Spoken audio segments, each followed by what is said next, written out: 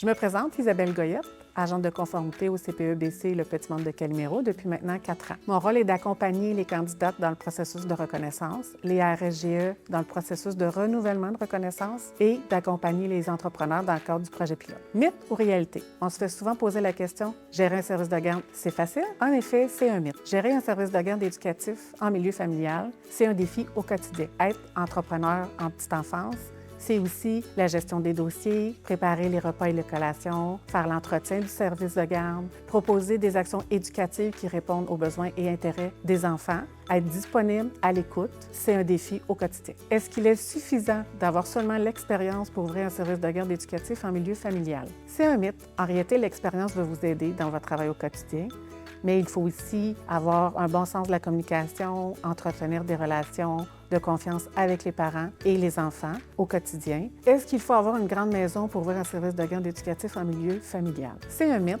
En fait, il faut avoir suffisamment d'espace pour accueillir de 6 à 9 enfants. Il faut prévoir aussi l'emplacement pour l'équipement et le matériel éducatif. Vous êtes en appartement et vous aimeriez ouvrir votre service de garde éducatif en milieu familial? C'est possible. Il faut seulement communiquer et informer votre propriétaire. Est-ce qu'ouvrir un service de garde éducatif en milieu familial est tout aussi professionnel qu'en CPE en installation? Oui, alors c'est un mythe.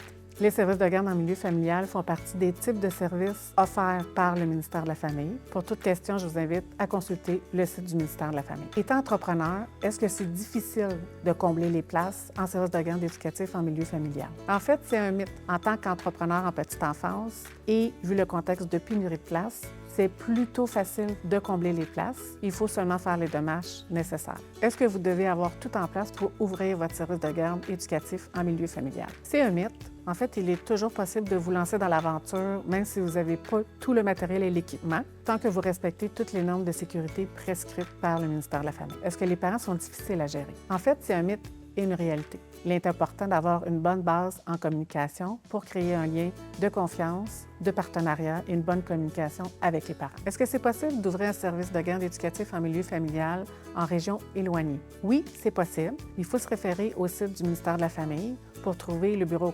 coordonnateur de votre secteur.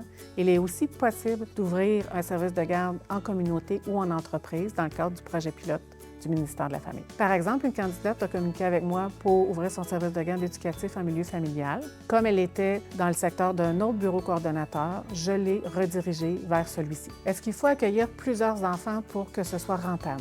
La réponse est ni oui ni non. Tout dépend de votre définition d'être rentable. Ça dépend de vos besoins. Ça reste d'abord et avant tout un métier de passion. Est-ce que ça prend beaucoup d'argent pour se lancer et ouvrir un service de garde éducatif en milieu familial? C'est un mythe. En fait, vous bénéficiez d'un incitatif financier du ministère de la Famille et d'une bourse d'entrepreneur pour l'enfance pour vous aider au démarrage de votre entreprise.